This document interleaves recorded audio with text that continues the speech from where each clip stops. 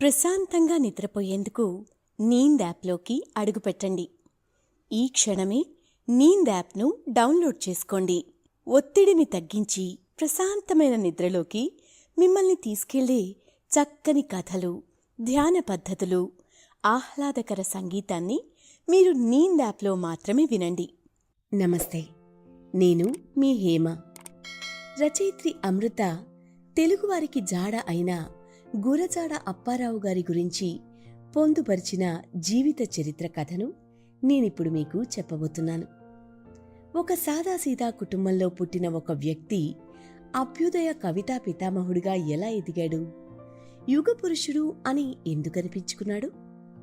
ఆయన రాసిన ఒక గేయం, ఒక నాటకం 100 ఏళ్ల తర్వాత కూడా ఇంకా నిత్య నూతనంగా ఎందుకున్నాయి? ఎలాంటి పరిస్థితిలో ఎదిగాడు?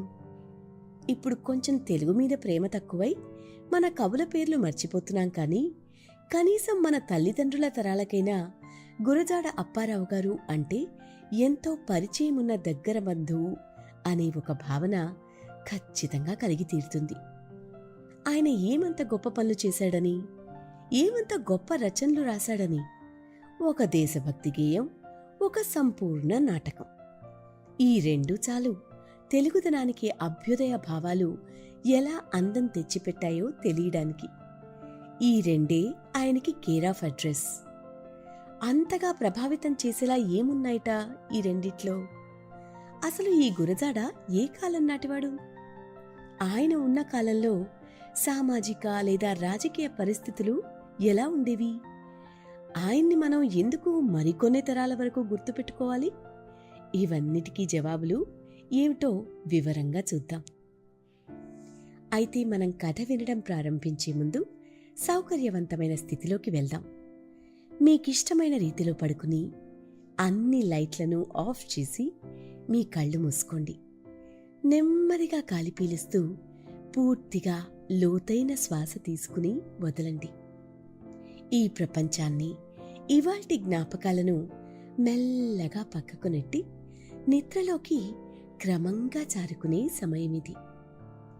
మరోసారి నెమ్మదిగా గాలి పీలుస్తూ లోతైన శ్వాస తీసుకుని మీ శరీరంలోని ఒత్తిడిని బయటికి వదిలేయండి. ఇప్పుడు చేయాల్సిందల్లా విశ్రాంతి తీసుకోవడం, సేద తీరడం, మునుపటి స్థితికి రావడం. మీరిప్పుడు మంచం మీద ఉన్నారు. రోజువారీ అలసట నుంచి మీ శరీరం విశ్రాంతి తీసుకుంటున్నట్లుగా మీకనిపిస్తుంది. కాళ్ల నుంచి మొదలుపెట్టి మీ అవయవాల్లోని ఒత్తిడిని ఒక్కొక్కటిగా బయటికి పంపించేయండి. మీకోసం పాపం అవన్నీ రోజంతా చాలా కష్టపడ్డాయి, కాబట్టి వాటికి విశ్రాంతి తీసుకునే అర్హత ఉంది. ముందుగా మీ పాదాల్లో మొదలైన విశ్రాంత అనుభూతి క్రమంగా మీ మోకాలి క్రింది భాగానికి చేరుతుంది. అక్కడ్నుంచి మోకాళ్లలోకి ప్రవేశిస్తుంది. ఇప్పుడు మీ కాలి ఎగువ భాగాన్ని విశ్రాంతి తీసుకొనివ్వండి. ఈ విశ్రాంత అనుభూతి క్రమంగా మీ పొత్తి కడుపు నుంచి వెన్నెముక మీదుగా ఎగువ వీపు వరకు వచ్చి తర్వాత ఛాతీలోకి ప్రవహిస్తున్నట్లుగా గుర్తించండి. అక్కడ్నుంచి మీ భుజాల్లోకి, తర్వాత చేతుల్లోకి, చివరగా వేలి కొనల వరకు వెళ్తున్నట్లుగా అనుభూతి చెందండి. ఆపై మీ మెడ, తల, ముఖం వరకు ఆ అనుభూతి ప్రవహిస్తుంది. ఇప్పుడు మీ శరీరం మొత్తం ప్రశాంతంగా, రిలాక్స్డ్గా, నిద్రకు సిద్ధంగా ఉంది. త్వరలో మీరు చక్కని నిద్రలోకి జారుకుంటారు. డ్రీమ్ల్యాండ్లో ప్రశాంతంగా ప్రయాణిస్తారు. ఈ ప్రయాణం ఉదయం వరకు కొనసాగుతూ ఉంటుంది. కాబట్టి మీరు కథను వింటున్నప్పుడు మీ శ్వాసను కూడా అనుసరించండి. అద్భుతమైన నిద్రానుభవం కోసం మీ శరీరం మొత్తానికి విశ్రాంతినిస్తూ స్థిరంగా ఉండండి. ఇందాక మనం అనుకున్నట్టుగా ఒక నాటకం, ఒక దేశభక్తి గేయం, అవే ఆయనకి కేర్ ఆఫ్ అడ్రస్. సాధారణంగా ఏ కవినైనా దేశం గురించి రాయమంటే దేశంలో ఉన్న రాష్ట్రాల గురించి, రాష్ట్రాల్లో ఉన్న సంస్కృతి గురించి, అందులో ఉన్న చారిత్రాత్మక కట్టడాల గురించి మొదలుపెట్టచ్చు. లేదా కృష్ణ, గోదావరి, పెన్నా లాంటి నదుల గురించి మాట్లాడుతూ అడవి అందాలను పొగుడుతూ అడవిలో ఉన్న పక్షులని జంతువుల్ని గురించి రాస్తూ ఉండొచ్చు. అంతెందుకు, మన జాతీయ గీతంలోనే మన రాష్ట్రాల్లో ఉన్న నదుల గురించి ఉంది కదా. అయితే ఈ రచయిత రాసిన దేశభక్తి గీతం ఎలా మొదలుపెట్టాడో తెలుసా? దేశమంటే మట్టి కాదోయ్, దేశమంటే మనుషులోయ్ అని. అంతే కదండి, దేశమంటే ఎప్పుడూ అందులో ఉన్న పల్లె వాతావరణం, లేకపోతే సిటీలో ఉన్న పొల్యూషన్ సమస్యలు ఇవేనా? ఒక దేశం గురించి చెప్పాలంటే అందులో ఉన్న జనాలు, వాళ్ళ వ్యక్తిత్వాలను బట్టి ఆ దేశం ఎలాంటిదో అర్థమవుతుంది కదా. ఆ మనుషుల ఆలోచనలను బట్టి, వాళ్ళ ప్రవర్తన బట్టి ఆ దేశం నిలుస్తుంది లేదా కూలుతుంది. దోచుకునే వాళ్లే మనుషులైతే ఆ దేశం గురించి పెద్దగా మనం చెప్పుకోనక్కర్లేదు. ఈ రోజుకి భారతదేశం అంటే రామరాజ్యం అని చెప్పుకోగలుగుతున్నామంటే ఎప్పుడో త్రేతాయుగంలో పుట్టిన రాముడు అనే మనిషి చరిత్రలో నిలిచిపోయే ఒక గొప్ప మనస్తత్వం ఉన్న మనిషిగా, పాలకుడిగా ఉన్నాడు కాబట్టే కదా. అంత గొప్ప లోతైన అర్థమున్న వాక్యం ఈయన రాసిన ఈ వాక్యం. అలా ప్రారంభించిన ఈ గేయంలో కొన్ని లైన్స్ ఈ రోజుకి చదువుకున్నా కూడా అవి మనకి సరిగ్గా సరిపోతాయి. ఈసురోమని మనుషులుంటే దేశం ఏ గతి పట్టునోయ్, సొంత లాభం కొంత మానుకో, పొరుగువాడికి తోడుపడవోయ్. ఇలా ఆ గేయాన్ని మనం చదువుతూ ఉంటే ఒక మనిషి ఎలా బ్రతకాలో, అతని మానసిక వికాసం ఎలా ఉండాలో కూడా మనకి తెలుస్తుంది. సొంత లాభం చూసుకుని ఉంటే ఈరోజు మనకి స్వాతంత్రం వచ్చి ఉండేదా? స్వాతంత్ర్య ఉద్యమంలో ఇలాంటి వాళ్లు పాల్గొని ఉండకపోతే ఇలాంటి గేయాలు పుట్టేవా? స్వతంత్ర భావాలు, స్వతంత్ర ఆలోచనలు ఎప్పుడో 11, 12వ శతాబ్దాలలో ఉండేవేమో. అప్పుడే వేమన శతకాల్లాంటివి పుట్టాయి. ఆ తర్వాత పోతన భాగవత పద్యాలు ఉన్నాయి. అవి కూడా చదివితే గ్రాంథికంలోనే ఉంటాయి, మనకి వెంటనే అర్థం కాదు కూడా. తర్వాత కొన్ని శతాబ్దాల పాటు తెలుగులో పెద్దగా చెప్పుకోదగ్గ రచనలు లేవు. రామదాసు, త్యాగరాజు, అన్నమయ్య లాంటి వాగ్గేయకారులు కూడా వాళ్ళ రచనలు చేసింది తెలుగు భాషలోనే కాని అవి వింటే మనకి ఒక్కటే అనిపిస్తుంది, భావ భవ భోగ సత్కళాభావములు ఉన్నాయని. కాని ఆ భావాలు ఏమిటో మనకి సులువుగా అర్థం కావు. ఒక డార్క్ పీరియడ్గా ఉండిపోయింది. ఆ తర్వాత కందుకూరి వీరేశలింగం పంతులు గారు కొన్ని రచనలు చేసినా అసలు ఆ రచనలలో ఏముందో సులువైన తెలుగులో మాట్లాడుకునే మనలాంటి వాళ్ళకి ఏమర్థమవుతుంది? అయితే ఇప్పుడు విన్నామే ఈ గురజాడ గారి దేశమంటే మట్టి కాదోయ్ అన్న పద్యం. అది పూర్వకాలపు కవులు రాసిన గ్రాంధిక తెలుగు కవిత్వాలలాగా కాకుండా సాధారణ వాడుక భాషలో ఉండే తెలుగులోనే ఉంది. గమనించారా? తెలుగు గ్రాంధిక భాష నుంచి ఇలా వాడుక భాషకి రావడానికి ఒక పెద్ద ఉద్యమమే జరిగింది. అందులో గురజాడగారు కూడా పాల్గొన్నారు. అసలు ఈ ఉద్యమం మొదలుపెట్టింది గిడుగు రామ్మూర్తి గారు. ఆయన పుట్టినరోజునే, అంటే ఆగస్టు 29న మనం తెలుగు భాషా దినోత్సవంగా జరుపుకుంటున్నాం. అయితే ఈ కథకి హీరో గురజాడ అప్పారావు గారికి, ఈ గిడుగు పంతులు గారికి అసలు స్నేహం ఎలా కుదిరింది? ఆయన ప్రభావం వల్ల గురజాడ గారు ఇలా సులువు తెలుగులో ఎలా రచనలు ప్రారంభించారు? అసలు ఆయన ఎప్పుడు పుట్టారు? ఎందుకు కొన్ని రచనలు మాత్రమే చేశారు? ఇవన్నీ తెలుసుకోవాలంటే గురజాడ గారి జీవితాన్ని ఒక 5 భాగాలుగా మనం విభజించుకోవాలి. ఆయన పుట్టింది 1862లో. 1862 నుంచి 1884 వరకు ఆయన బాల్యం. 1884 నుంచి 1887 వరకు ఆయన చదువు, పేదరికం, చిన్న ఉద్యోగం. 1887 నుంచి 1896 వరకు ఆయన విజయనగర సామ్రాజ్యం రాజుగారి దగ్గర పనిలో చేరడం, ఆ రాజుగారి ప్రభావంలో ఈయన రచనలు పుట్టడం. 1896 నుండి 1910 వరకు రాజుగారి కోర్టు కేసుల కోసం గురజాడ తిరగడం, ఉద్యమాల్లో పాల్గొనడం ఆయన చేసిన రచనలు. ఆ తర్వాత 1910 నుండి 1915 వరకు చివరి దశలో ఆయన చేసిన సాహిత్య రచనలు. వివరాల్లోకి వెళ్తే, ఆయన రాసిన దేశభక్తి గేయం ఎప్పటికైనా నిలిచిపోయినట్టుగానే ఆయన రాసిన నాటకం కన్యాశుల్కం కూడా ఈ రోజుకి చదివితే ఇప్పటి పరిస్థితులకి అనుకూలంగానే ఉంటుంది. అంటే గురజాడ అప్పారావు గారు చాలా ముందు చూపున్న వ్యక్తి అన్నమాట. ఎంత ముందు చూపంటే ఆయన పుట్టడం కూడా 7వ నెలలోనే ముందుగానే పుట్టేశారట.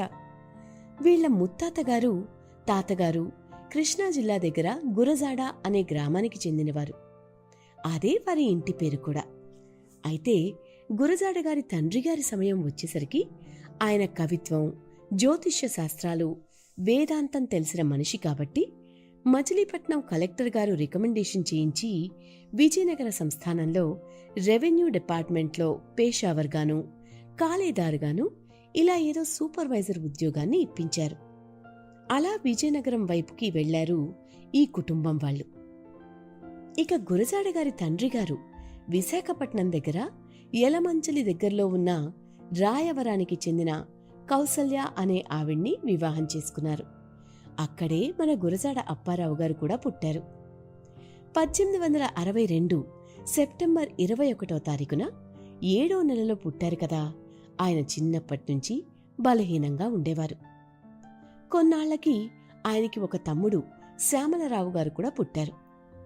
గురజాడ గారు పుట్టిన అదే సమయంలో అంటే 1861లో విశ్వకవి రవీంద్రనాథ్ ఠాగూర్ గారు, నెహ్రూ గారి తండ్రి గారు మోతీలాల్ నెహ్రూ గారు కూడా పుట్టారు. ఇంచుమించుగా అదే సమయానికి అంటే ఒక 5 ఏళ్ల ముందు 1857లో మొదటిసారి భారతదేశంలో తిరుగుబాటు యుద్ధం జరిగింది. అది మొదటి భారత స్వతంత్ర పోరాటం. అది విఫలమైంది, కానీ ప్రజల్లో చైతన్య భావాలు మొదలయ్యాయి. ప్రజల్లో స్వతంత్రంగా ఉండాలని కాంక్ష పుట్టింది. ఈస్ట్ ఇండియా కంపెనీకి వ్యతిరేకత మొదలైంది. ఇవన్నీ తెలుసుకున్న బ్రిటిష్ రాణి స్వయంగా పరిపాలించడం మొదలుపెట్టింది. భారతదేశంలో రైల్వే నిర్మాణాలు, సంక్షేమ పథకాల్లాంటివి ప్రారంభించారు. ఉన్నత పదవుల్లో ఉన్న భారతీయులకు కూడా సార్, బహదూర్ అనే బిరుదులివ్వడం ప్రారంభించారు. ప్రజలందరూ మళ్లీ యుద్ధం చేయకుండా వాళ్లకి అనుకూలంగా ఉండే పథకాలు మొదలయ్యాయి. కాని బ్రిటిష్ వారు మనకి ఎరవేసి మనల్ని బానిసల్లాగే చూస్తున్నారు, మనల్ని దోచుకుంటున్నారు అని తెలుసుకున్న కొంతమంది సంస్కర్తలు బెంగాల్లో బ్రహ్మ సమాజం ప్రారంభించారు. అది ఇతర రాష్ట్రాలకు కూడా వ్యాప్తి చెందుతోంది. ఇక్కడ తెలుగుదేశంలో కందుకూరి వీరేశలింగం పంతులు గారు ఉద్యమాన్ని లేవదీస్తున్నారు. మరోవైపు సమాజంలో బాల్య వివాహాలు, వితంతు మరణాలు, మూఢనమ్మకాలు ఇంకా కొనసాగుతున్నాయి. ఇదే సమయానికి జాతీయ కాంగ్రెస్ ఏర్పాట్లు ప్రారంభమవుతున్నాయి. ఇలాంటి పరిస్థితుల మధ్యన పుట్టారు మన గురజాడ అప్పారావు గారు. చిన్నతనం నుంచి ఆర్థిక సమస్యలు కుటుంబాన్ని వెంటాడుతూ ఉండేవి. ఆయన పుట్టిన 5 ఏళ్లకి అంటే 1867లో ఆయనకి విద్యాభ్యాసం జరిగి చీపురుపల్లి అనే ఊరిలో వీధిబడిలో ఆయన తెలుగు, సంస్కృతం, ఇంగ్లీష్ మెల్లమెల్లగా నేర్చుకోవడం మొదలుపెట్టారు. వాళ్ల నాన్నగారప్పుడు అప్పారావు గారిని విజయనగరానికి పంపించి అక్కడ సెకండరీ స్కూల్లో చేర్చారు. అప్పారావు గారికి అప్పుడు ఒక స్నేహితుడు పరిచయమయ్యాడు. ఆయనే మన గిడుగు రామ్మూర్తి గారు. వీళ్ళిద్దరూ కలిసి అల్లరి చేస్తూ ఉంటే మాస్టర్ గారు వీళ్ళిద్దరి పిలకల్ని ముడివేశారట. చదువు చెప్పే మాస్టర్ గారికి ఆ రోజు తెలియలేదు వీళ్ళిద్దరి స్నేహం జీవితకాలం అలాగే ముడిపడిపోతుందని. పెద్దయిన తర్వాత గిడుగు రామ్మూర్తి గారు ఈ గ్రాంధిక తెలుగు కనీసం పాఠశాలలో అయినా మార్చాలి అని ఉద్యమం లేవదీశారు. రాజుల కాలం నుంచి బ్రిటిష్ కాలంలో మద్రాసీయులుగా పిలువబడిన మనకందరికీ అధికారిక భాష తెలుగే. అయితే అది రాజుల భాషలో గ్రాంధికంలో ఉండేది. కాని మనం ఇందాక అనుకున్న డార్క్ పీరియడ్ తర్వాత మన మాటలు చాలా సులువైపోయాయి. ఇలాంటి వాడుక భాష వచ్చిన తర్వాత కూడా ఇంకా మనం గ్రాంధిక తెలుగు ఎందుకు మాట్లాడుకోవాలి? అందులోనే ఎందుకు రచనలు జరగాలి?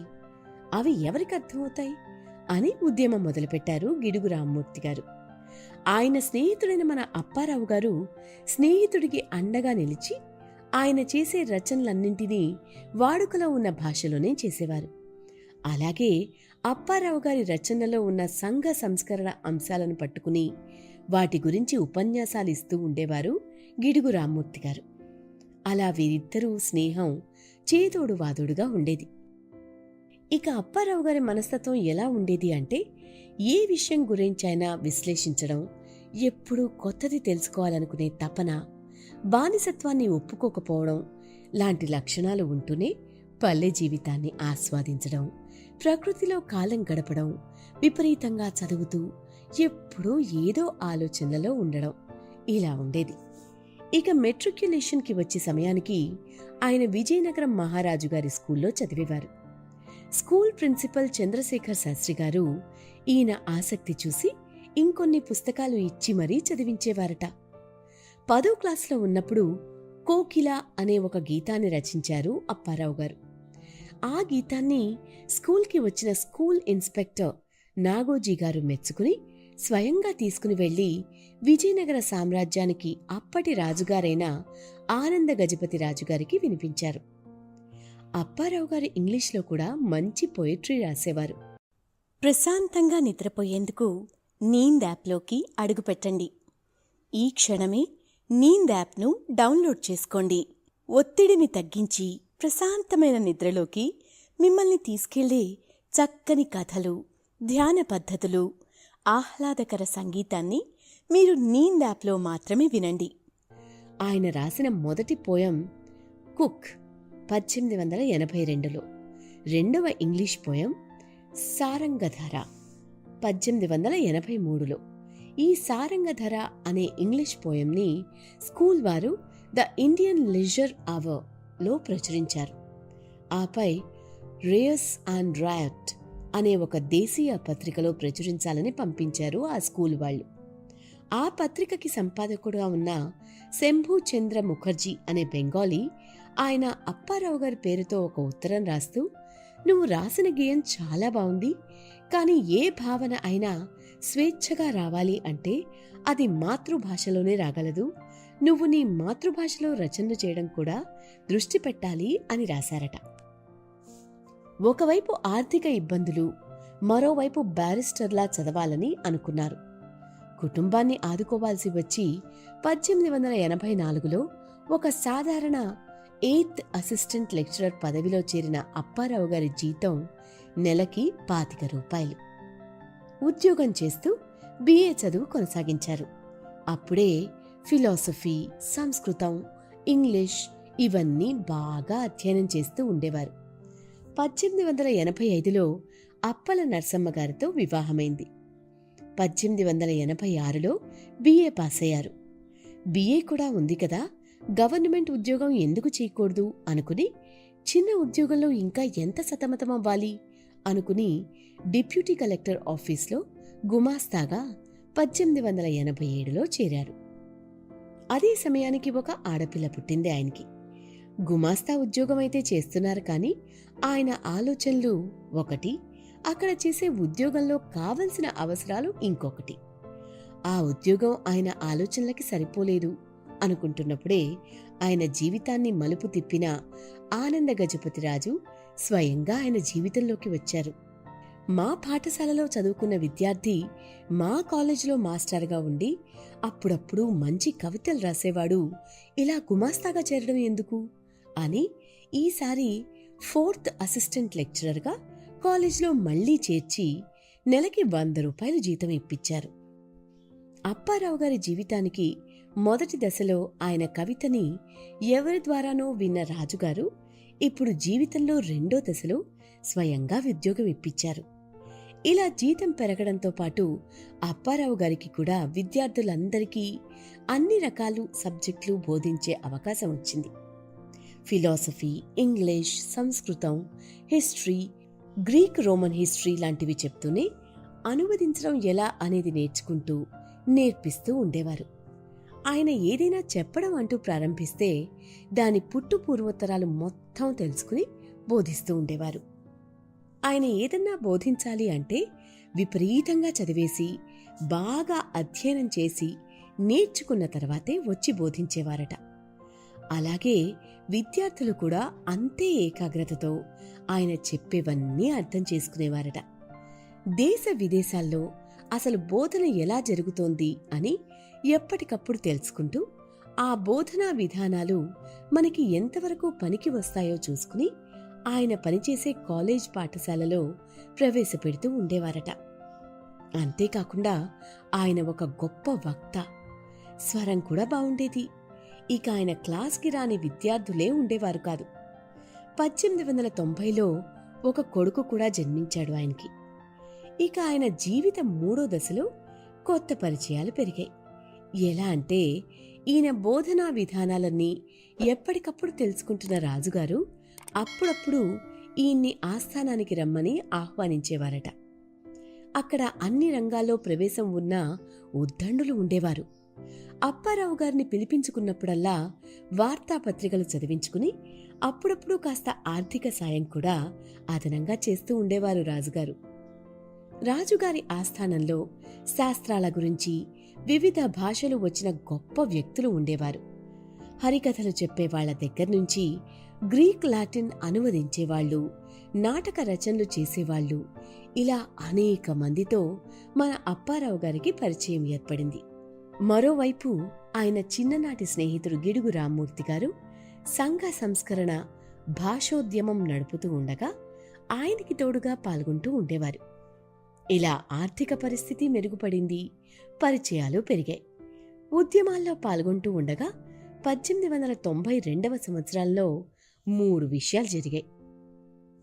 ఆనంద భూపతి రాజుగారు అప్పటి సమాజంలో ఉన్న దురాచారాలను ప్రభుత్వ దృష్టికి తీసుకెళ్లి చట్టం తెప్పిద్దామనుకున్నారు.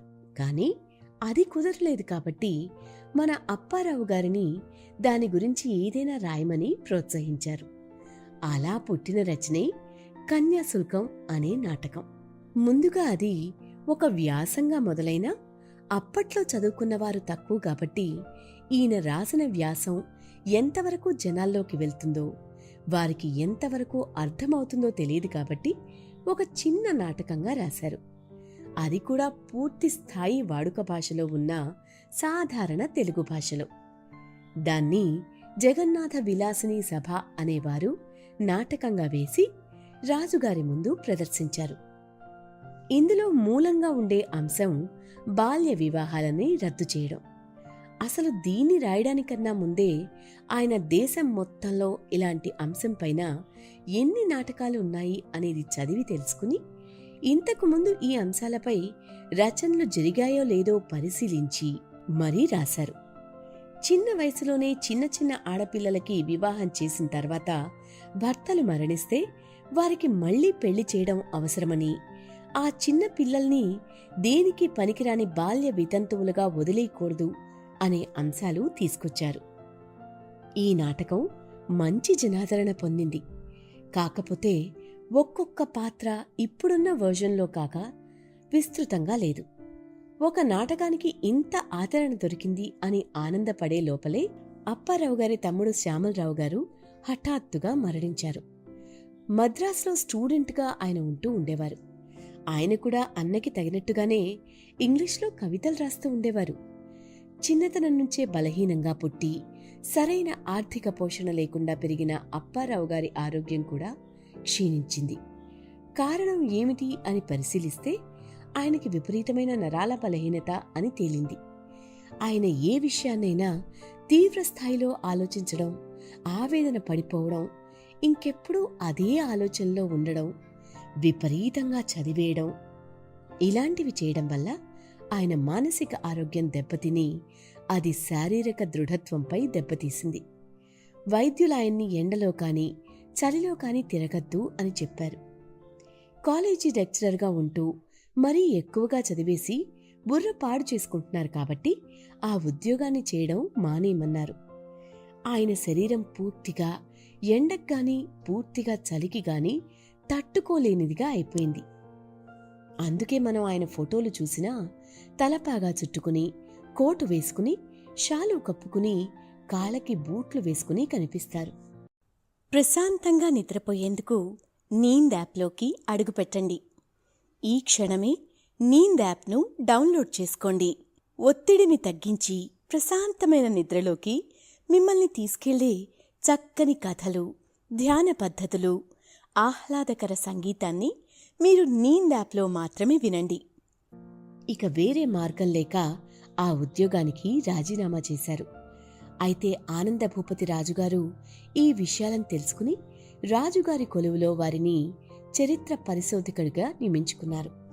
అంటే ఆ రాజుగారి సంస్థానం గురించి అధ్యయనం చేయడం అన్నమాట.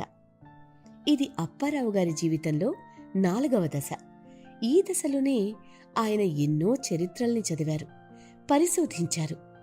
రాజుగారి వంశం గురించి తెలుసుకోవడానికి బెంగళూరులో ఉన్న ఓరియంటల్ లైబ్రరీకి వెళ్లి అక్కడ ఉన్న విజయనగర రాజుల చరిత్ర గురించి చదివి కళింగ దేశ చరిత్ర, ఆంధ్ర చరిత్ర పూర్తిగా విశ్లేషించారు.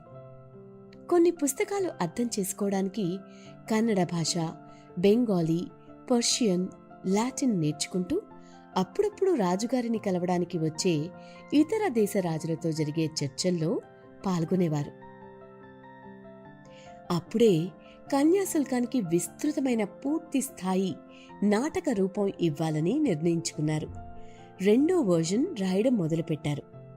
ఇందులో ఒక్కో పాత్ర వివరించి ఆ పాత్ర ఎలా ఉంటుందో విశ్లేషించి సమాజంపై ప్రభావం, దురాచారాల నిర్మూలన పూర్తి కథగా చేసి వివరంగా రాశారు. ఇది రాయకుండా మొదటి వర్జన్ అలాగే ఉంచేస్తే ఇంతకాలం నిలిచి ఉండేది కాదు అని విశ్లేషకులు అంటారు. ఇది 1897 జనవరిలో ప్రచురితమైంది.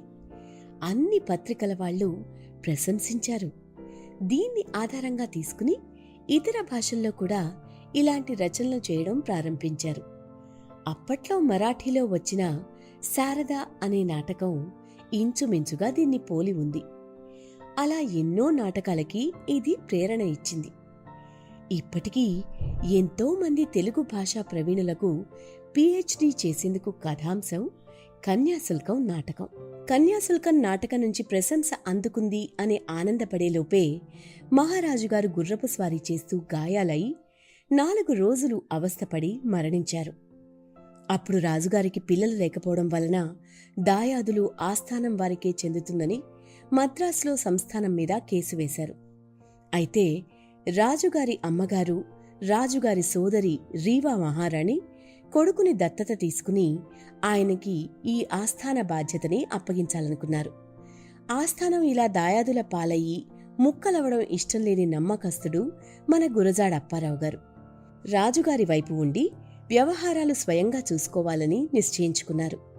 ఆ కేసు కోసమై ఆయన ఎప్పుడో చిన్నతనంలో చదవాలి అనుకున్న బ్యారిస్టర్ చదువుని ఇప్పుడు కాలేజీకి వెళ్లకుండా అన్ని పుస్తకాలు తిరిగేసి చదివేశారు.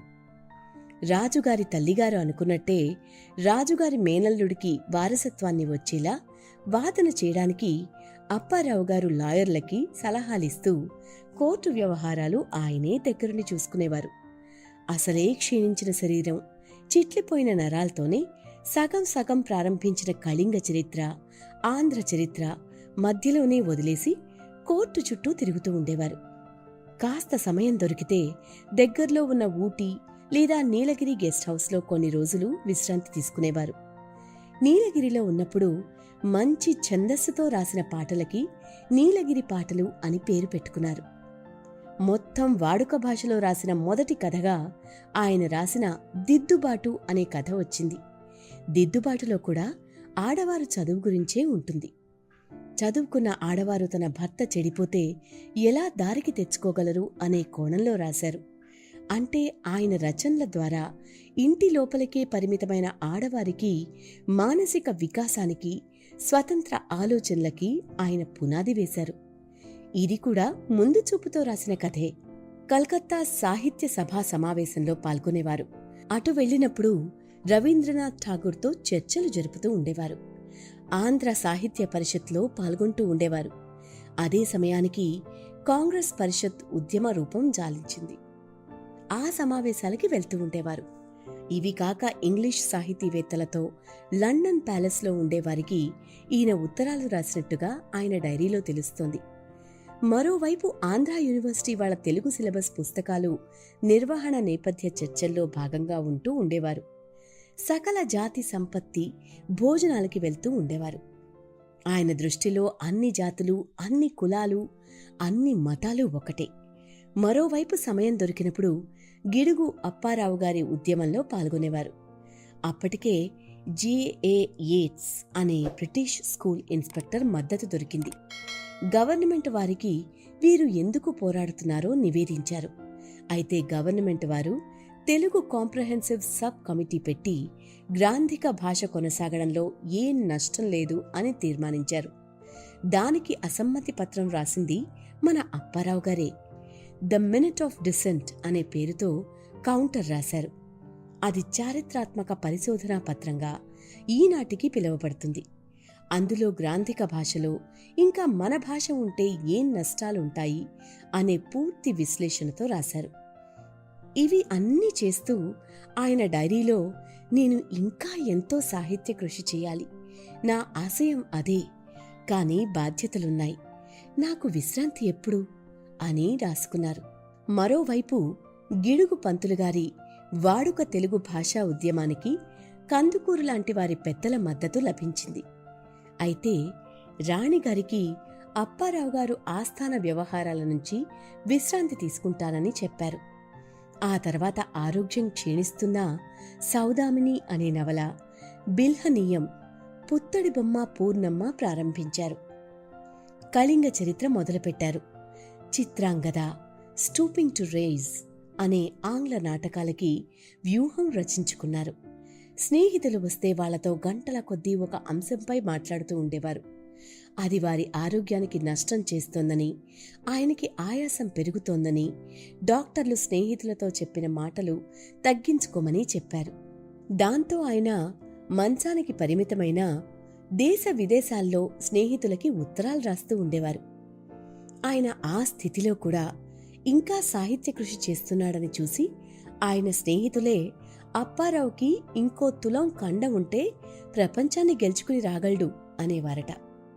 ఆయన డైరీలో కొత్త అనుభవాలు, కొత్త అనుభూతులు, కొత్త దృష్టి వస్తోంది.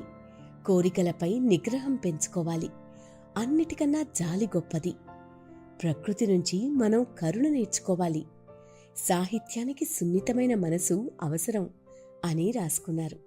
ఆయన సున్నితమైన మనసుకి ఉదాహరణ గిడుగి రామ్మూర్తి గారి తండ్రి మరణించినప్పుడు ఆయన కన్నా ఎక్కువగా అప్పారావు గారు వెళ్లి కుమిలి కుమిలి ఏడవడమే. అప్పారావు గారు చివరికి 1950 నవంబర్ 30వ తేదీ ఉదయం చల్లగాలి వీస్తుంటే తట్టుకోలేని శరీరంతో తాంబూలం తెచ్చి ఇవ్వమన్నట్ట కొడుకుని. అది తింటున్నప్పుడు కూడా డాక్టర్ గారు పక్కనే ఉంటే ఆయన్ని చూసి, నా అనారోగ్యం వల్ల నాకిష్టమైన అరటికాయ, పెరుగు తినలేకపోయాను, ఇప్పుడు ఈ తాంబూలం కూడా వేసుకోవచ్చో లేదో తెలీదు, నాకే కాస్త ఓపిక ఉంటే ఆహార శాస్త్రం మీద పుస్తకం రాస్తాను అన్నారు. అవే ఆయన మాట్లాడిన చివరి మాటలు. ఆయనకి అన్ని రంగాల్లోనూ ప్రవేశం ఉంది. జ్యోతిష్య శాస్త్రం నుంచి వ్యవసాయం వరకు, చరిత్ర నుంచి అభినయం వరకు, సంగీతం, స్పోర్ట్స్లో ప్రవేశం ఉంది. ఎన్నో భాషలు నేర్చుకున్నారు. ఆఖరికి పేకాట కూడా ఆడేవారు. ఆయన ఎన్నో చేద్దామనుకున్నారు. రచనలతో ఎన్నో సాధించాలి అనుకున్నారు. ఆయన్ని స్ఫూర్తిగా తీసుకుని ఎదిగిన కవులు ఎంతోమంది ఉన్నారు. మహాకవితాగ్ని శ్రీశ్రీ గారు ఆయన గురించి అడుగుజాడ గురజాడది అన్నారు. అలా ఆయన అడుగుజాడల్లో మనందర్నీ నడవమని మార్గాన్ని తెరిచి వెళ్ళిపోయారు. గురజాడ గారికి పరిచయాలు ఎక్కువ. ఆంధ్ర, కర్ణాటక, తమిళనాడు, కలకత్తాలో భాషా శాస్త్రజ్ఞులతో, చరిత్రకారులతో, శాసన పరిశోధకులతో, నాటక రచయితులతో, విద్యావేత్తలతో, ప్రభుత్వ అధికారులతో, సంఘ సంస్కృతులతో మంచి మైత్రి ఉండేది. ఉత్తరాలు రాసుకునేవారట. ఆయన మనల్ని వదిలి వెళ్లేనాటికి ఆయన రచనా సంపదలు: ఒక పూర్తి తెలుగు నాటకం, 2 అసంపూర్ణ తెలుగు నాటకాలు, 4 తెలుగు కథలు, 1 ఇంగ్లీష్ కథ. తెలుగులో కొన్ని పద్య గేయాలు, వ్యాసాలు, ఉత్తరాలు, ఆయన డైరీ అంతే. ఆయన జీవిత విశేషాల గురించి మనకి అందుబాటులో ఉన్న సమాచారం ఆయన డైరీ నుంచి దొరికిందే. కాని ఈ కొంచెంలోనే ఎంతో సంచలనాన్ని సృష్టించారు. వీలుంటే కాదు వీలు చూసుకుని ఓసారి దేశమంటే మట్టి కాదోయ్ పద్యం చదవండి. అది ఏ దేశం వారికైనా, ఏ సమయం వారికైనా సరిపోయే జాతీయ గీతం లాంటిది. గురజాడ అప్పారావు గారు, చిరంజీవి. దీంతో అందరికీ శుభరాత్రి. ప్రశాంతంగా నిద్రపోయేందుకు నీంద్ యాప్లోకి అడుగుపెట్టండి. ఈ క్షణమే నీంద్ యాప్ను డౌన్లోడ్ చేసుకోండి. ఒత్తిడిని తగ్గించి ప్రశాంతమైన నిద్రలోకి మిమ్మల్ని తీసుకెళ్లే చక్కని కథలు, ధ్యాన పద్ధతులు, ఆహ్లాదకర సంగీతాన్ని మీరు నీంద్ యాప్లో మాత్రమే వినండి.